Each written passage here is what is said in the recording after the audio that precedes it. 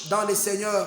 Marche dans le Seigneur. Marche avec le Seigneur. Il va t'aider. Il va te consoler. Il va visiter ta vie. Il va changer ton histoire. Si tu as souffert, toi ma soeur qui est en train de chercher un homme qui va t'épouser, je te dis que ce n'est pas tard.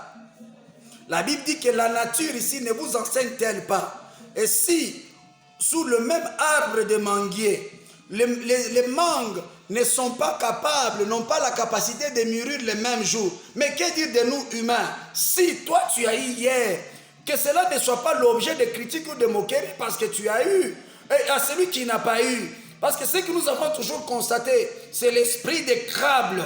Vous savez bien aimé, le crabe, ce sont des animaux qui lorsqu'ils se retrouvent dans une bassine, si l'un des crabes voulait prendre la hauteur, les restes des crabes vont chercher à s'accrocher à l'autre crabe pour qu'il ne puisse pas aller loin, pour qu'il ne puisse pas monter, enfin qu'ils soient tous à la même dimension. Mais dans le Seigneur, chacun a son jour, parce que le panier circule encore. Toi qui as eu, ne te moque pas de celui qui n'a pas eu. Parce que c'est le même Dieu qui était capable de bénir hier, c'est le même Dieu qui est capable de te bénir aujourd'hui. Si moi aujourd'hui je n'ai pas, toi qui as eu, pourquoi ne pas m'aider? Viens-moi en aide, ce n'est pas mauvais.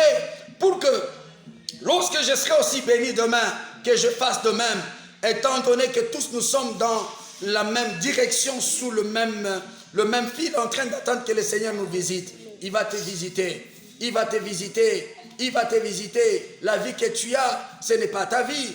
La vie que tu as, il y a quelqu'un qui a conçu cette vie, qui te l'a accordée, qui te l'a donnée. Alors donne ta vie au Seigneur. Crois au Seigneur.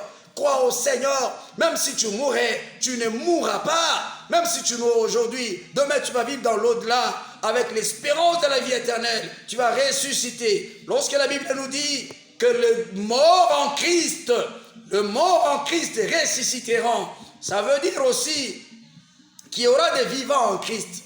Si le Seigneur te fait grâce, fais des bons actes, arrête de souffrir les autres, parce que la vie ne t'appartient pas.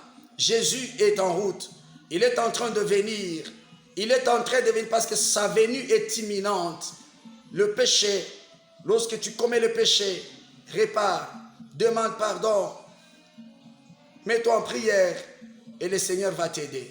Et que le Seigneur vous bénisse. Que cette parole entre dans vos vies. Que cette parole vous console. Qu'elle vous guide, qu'elle vous aide à vivre la bonté et la hauteur de Dieu. Au nom de Jésus, j'ai ainsi dit.